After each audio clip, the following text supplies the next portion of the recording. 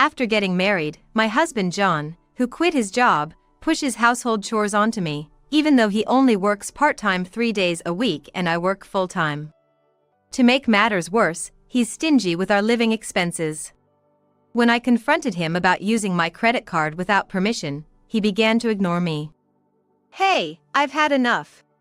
One evening after dinner, I tried to talk to him. However, John didn't even look at me and just went upstairs to his office. Determined to have a discussion, I started going up the stairs when I overheard John on the phone. It seemed he was talking to my mother-in-law, Susan. Yeah, Mom? Sarah is acting all high and mighty as usual. I'm sick of it. Why don't you introduce me to some pretty girl? It's fine, she's head over heels for me, so even if she finds out, she won't complain. I felt like I couldn't breathe. How much does he look down on me? Asking my mother-in-law to introduce him to someone else? Unforgivable. Biting my lip, I whispered to myself. Just you wait and see. I'll make you regret ever taking me for granted. My name is Sarah, a 34-year-old housewife. I work for a major company as a full-time employee. 7 years ago, I met my husband John when he joined the company after college graduation. We became close while working on the same team. Despite his somewhat clingy nature, I found it cute and was glad that he seemed to rely on me, as I'm older.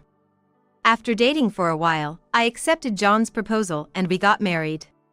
John had lost his father as a teenager, but he didn't seem particularly tied to his mother, and we'd only see Susan during holidays like Christmas and Thanksgiving. We had a peaceful married life, without any surprise visits from Susan, who lives out of state. However, our lives took a sudden turn because of John's actions. We can live off your salary alone, right? One day, John suddenly said when he came home from work. What? I quit my job today. I was utterly shocked by John's casual remark. John continued, not looking the least bit guilty, and with a grin on his face. From tomorrow, you're gonna have to work hard, Sarah. Oh, and of course, I expect you to handle the household chores too. I'll help a bit though. I was taken aback and couldn't find the words to respond. Wait a minute. Are you telling me this after the fact? Yeah, it's my decision to make, right? John and I have been working in different departments for a while now. He never seemed troubled with his work, but I guess he was feeling stressed out. Still, he could have talked to me before deciding to just up and quit. I tried not to show my disappointment and asked, John, are you planning on becoming a stay-at-home dad? Well, I don't really want to do housework all day. How about finding a part-time job then? We could use the extra cash. All right. I'll handle the groceries and some minor expenses. Sarah, you take care of the other bills, okay? Oh, and an allowance of $1,000 a month would be nice. What? $1,000? I blurted out in disbelief, and John said as if it was the most normal thing. It's cheaper than hiring a maid. I was frustrated. He's probably planning to work under my insurance. I've never heard of someone earning $10,000 annually and getting a $1,000 monthly allowance. But I didn't want to argue and risk a fight, so I reluctantly agreed. John, with his light and charming smile, was quite popular with the ladies. Back when we got married, some female colleagues were envious, saying things like, "Why is he with someone older?" or "He could have found someone prettier easily." He must have had issues I didn't know about. Better for him to change jobs than get sick from work stress. I can just work more to cover it. Since he lived with his parents until we married, it's understandable he's not good with housework. Eventually, he'll get the hang of it and pitch in. However, my hopes were dashed. Initially, John rinsed dishes and put them in the dishwasher or vacuum, but after 6 months, he stopped doing chores altogether. For instance, one day, after an early shift and some overtime, I came home tired. Breakfast dishes were left in the sink and a pot, ready to be cooked, was still in the fridge. Sorry, I've been busy too. See, I've been looking for a better part-time gig. John, lying on the couch, chuckled as he made his excuse. Laundry was left wrinkled inside the washing machine. By the way, John works a 3-hour shift 3 times a week, and today's his day off. I can't free up my hands right now, so can you make it, Sarah? I timidly asked John, setting a pot from the fridge onto the stove. Just like I told you before, I've been swamped with work lately. So, it'd be nice if you could help out more around the house. When I leave for work at 6 a.m. and don't get home until 8 p.m., it's hard to get things done. So John frowned in annoyance. I do take out the trash and clean my own room, you know. And when it rains, I bring in the laundry too. Yeah, I appreciate it. But I'm swamped just preparing meals. I make your lunch too. Come on, don't get all high and mighty just for that. I widened my eyes and stared intently at John. John grimaced and said irritably, "Just 'cause you earn a bit, you're acting all proud. You got that assistant manager position and a better salary than me because of the support from everyone around you. Don't you get that?" Leaving me at a loss for words, John went upstairs with his cell phone in hand and slammed the door to his study. After that incident, John's selfish behavior became more noticeable. I can't rely on John. If I use the dryer, he complains later. I was planning to hang the laundry out, but Sarah doesn't trust me. On a sunny day when I trusted John and left the laundry without using the dryer, I came home to find it still in the washer. Then one weekend, while John was out, Susan, my mother-in-law, suddenly came over. It's a good hour-and-a-half drive from their place out of town, so we only visit together during the holidays. I remember Susan scolding me when John left the room during our pre-marriage meeting. Why would he marry a woman 4 years older than him? John had so many options. Why you? I already knew Susan disliked me, so I brought out some slippers, hoping she'd leave soon. But standing at the front door, Susan yelled at me. What do you think you're doing, making John do all the work? Who do you think you are? What? Making your husband do the chores? You're such a useless wife. I knew we shouldn't have let him marry you. Flustered, I replied. With all due respect, I also work full-time, so we're sharing the household chores. Although, recently, John hasn't been doing much. Susan's eyes widened in anger and she shouted at me. Of course, you're a woman, right? Listen, John is delicate and frail. If he collapses because of you, I'll sue you. Shouting one-sidedly, Susan left. When John returned from shopping and I told him about Susan's visit, he replied with an uninterested him. I wanted to tell him, I wish your mom wouldn't pry into our personal matters, but I felt as if I was being selfish, so I never ended up telling John. I'm tired today. I'm busy too. John began using these reasons to dump all the housework on me, and then caused an even bigger issue.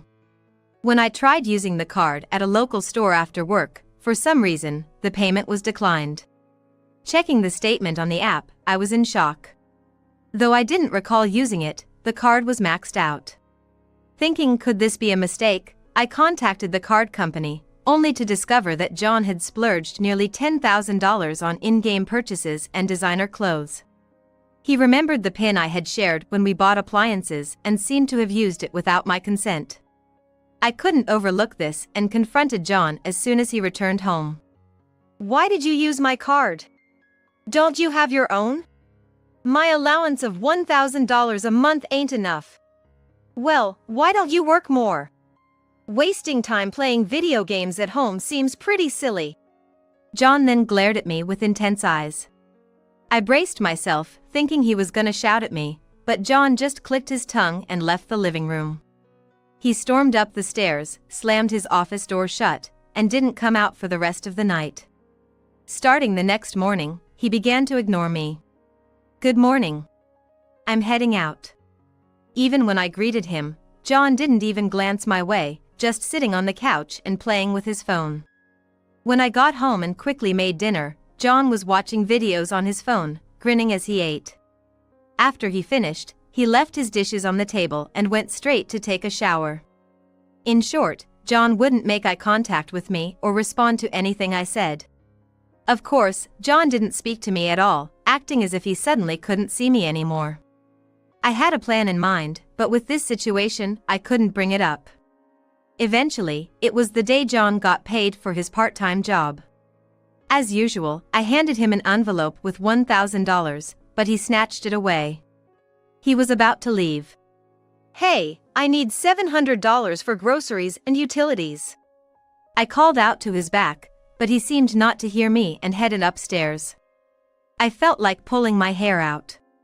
Given that I'm paying for the rent, utilities, taxes for both of us, insurance, and communication bills, I really need that $700 or life gets really tough.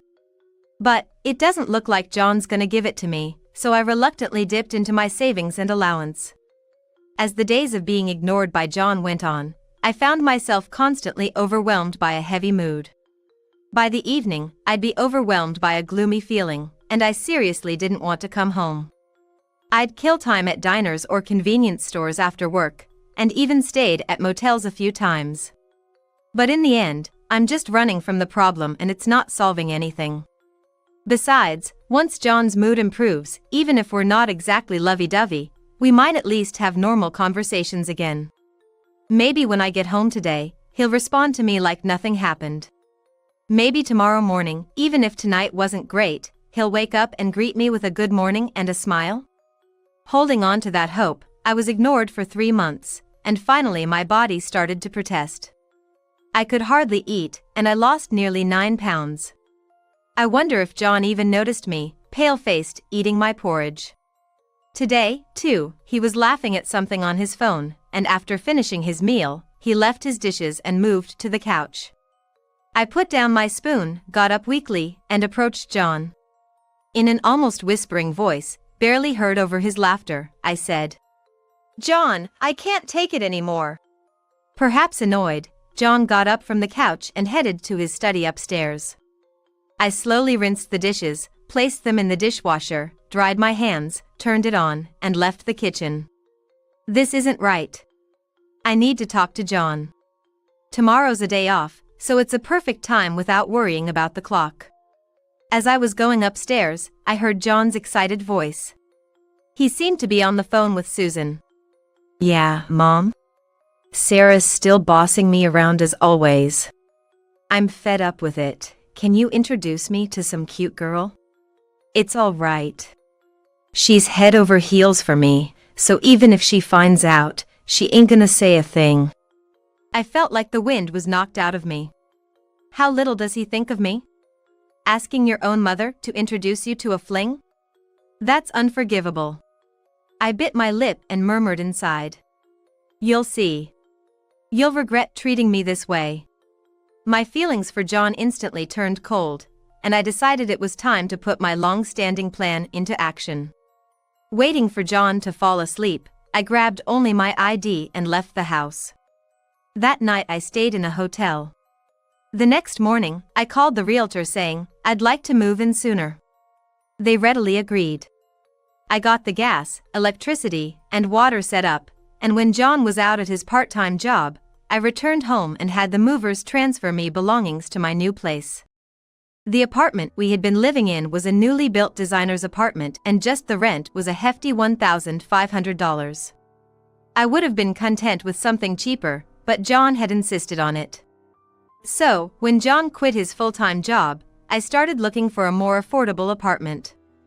I had planned to discuss it with John, but since he started ignoring me, I went to view places alone and made preparations to move as soon as John cooled down. But after hearing our conversation yesterday, I have no intention of telling John or Susan about her new place. At this rate, I'm gonna get a divorce and live on my own. At first, John seemed like he was gonna just ignore the fact that I had left, and he didn't contact her at all. But after a month, he started calling me Cell, day and night. My voicemail was flooded with desperate messages from John. "Sarah, where are you? How could you just leave like that? I got a notice that the rent wasn't withdrawn. It's auto-pay, right? Did you forget to deposit? Transfer the money now. Utilities, phone bill, car, insurance, they're all sending reminders. Put the money in. And where's my $1,000 allowance? Okay, you can leave if you want, but you gotta cover these bills.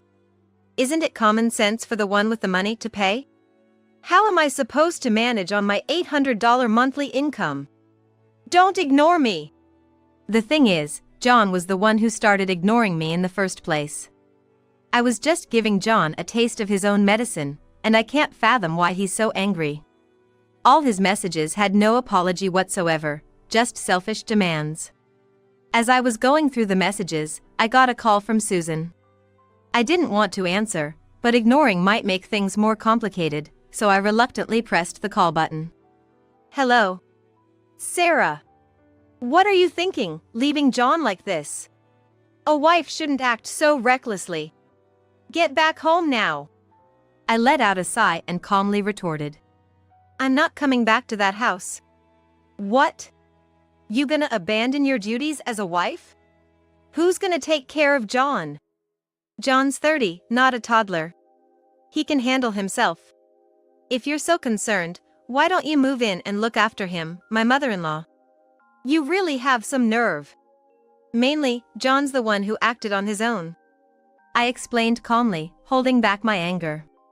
Now, he's quit his job and works part-time, just 3 days a week. Since his salary dropped, I asked him to at least contribute to groceries and utilities. But he doesn't even give that. On top of that, when I confronted him about using my credit card without permission, he started ignoring me. That's why I was fed up and left the house. My mother-in-law suddenly fell silent. After a moment, she murmured with a puzzled look. Wait, he quit his job?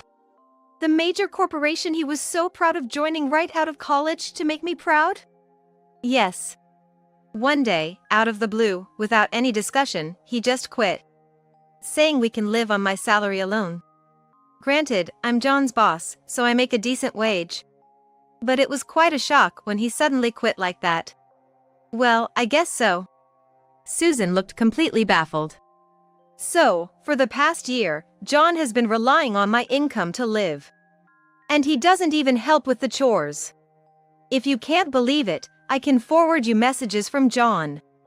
It seemed that Susan hadn't heard about John quitting his job. When I forwarded the recent message John had sent to Susan, she explained in a low voice.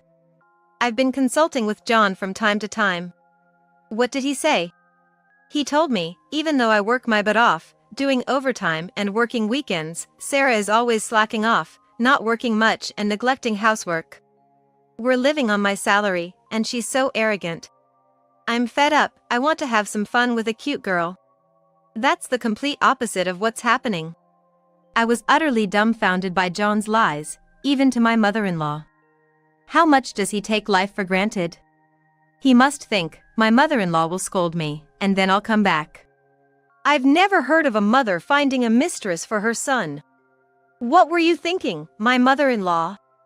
As I confronted Susan with a stern tone, she mumbled some excuses. I mean, he said married life was tough. What if he got sick from the stress? If having a young woman by his side makes him happy, it's a small price to pay. He doesn't contribute to living expenses, and he's ignored me for 3 months. I was the one about to get sick. It's also disrespectful to the women you introduce him to. Well, a good-looking guy like John has to have fans.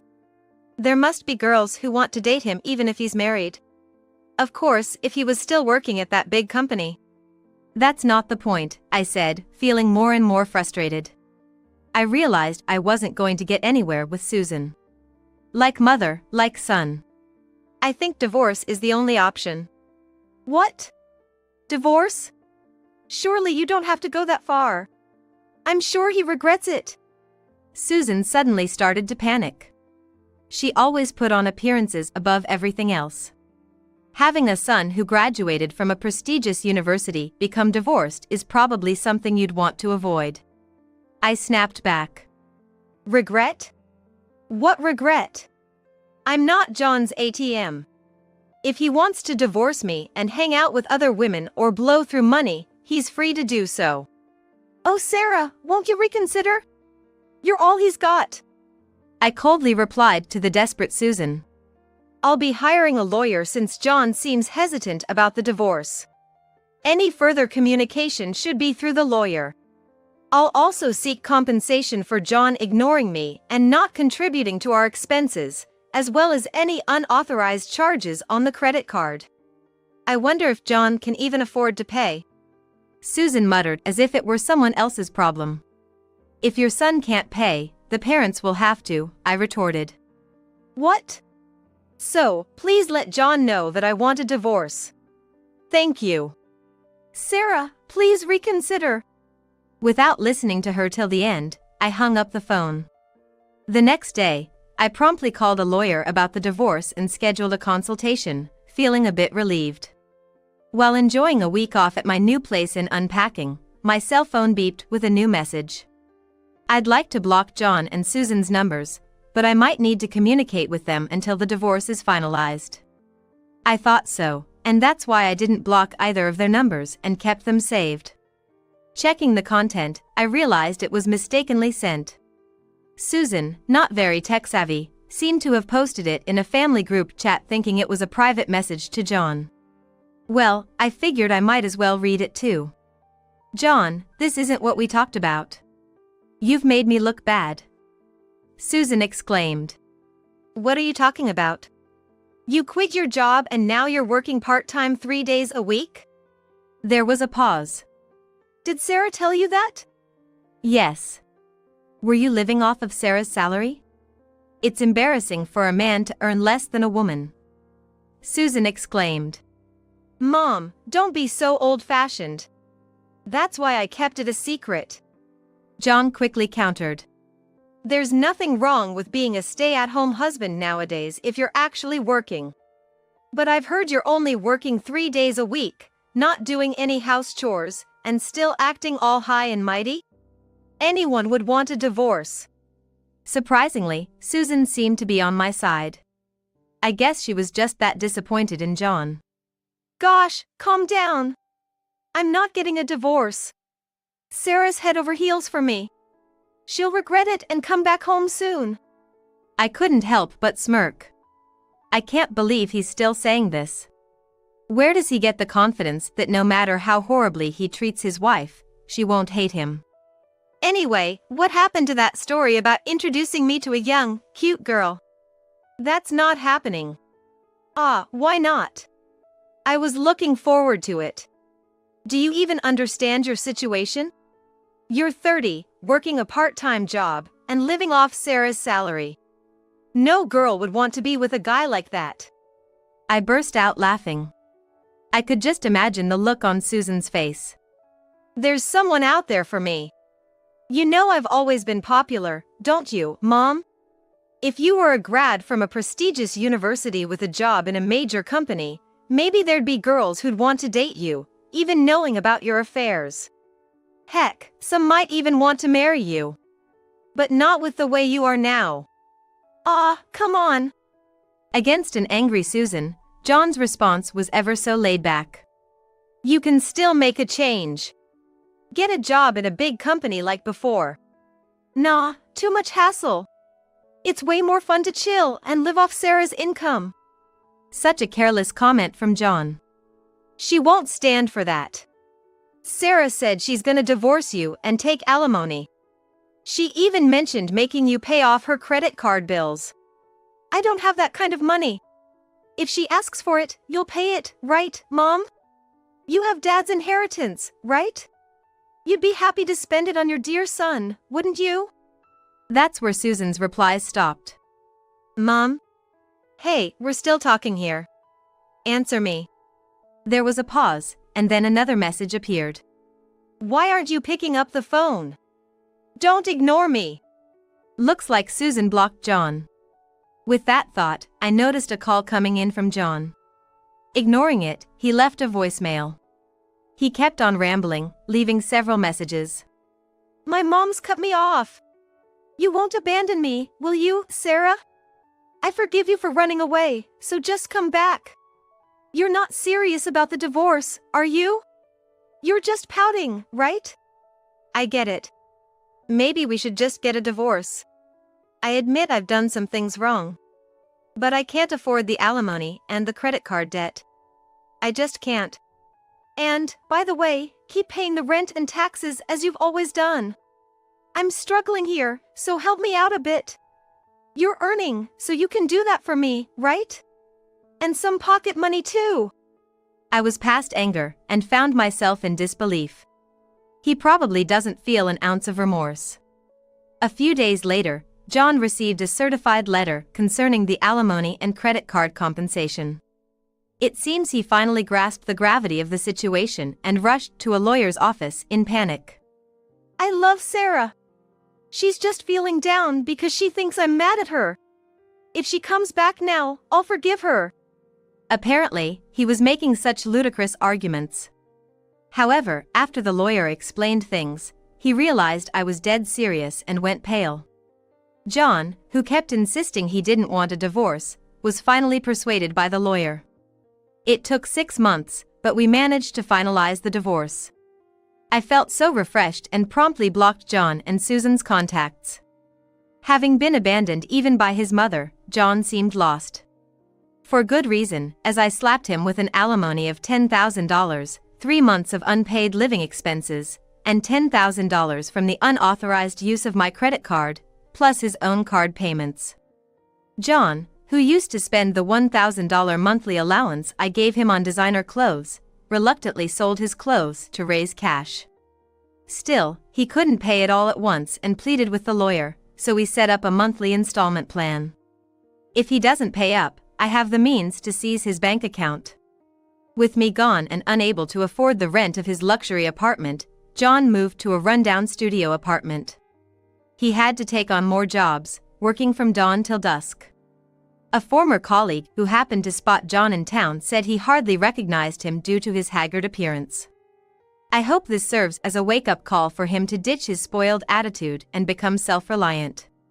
Without the burden, John, I no longer have to endure the injustice of having my hard-earned money taken or being ignored by a roommate. I'm feeling much better. Being even more motivated at work, I was promoted from assistant manager to manager, and my salary increased. I'm now living busy but fulfilling days. I hope to continue leading a meaningful life, balancing both my work and personal life.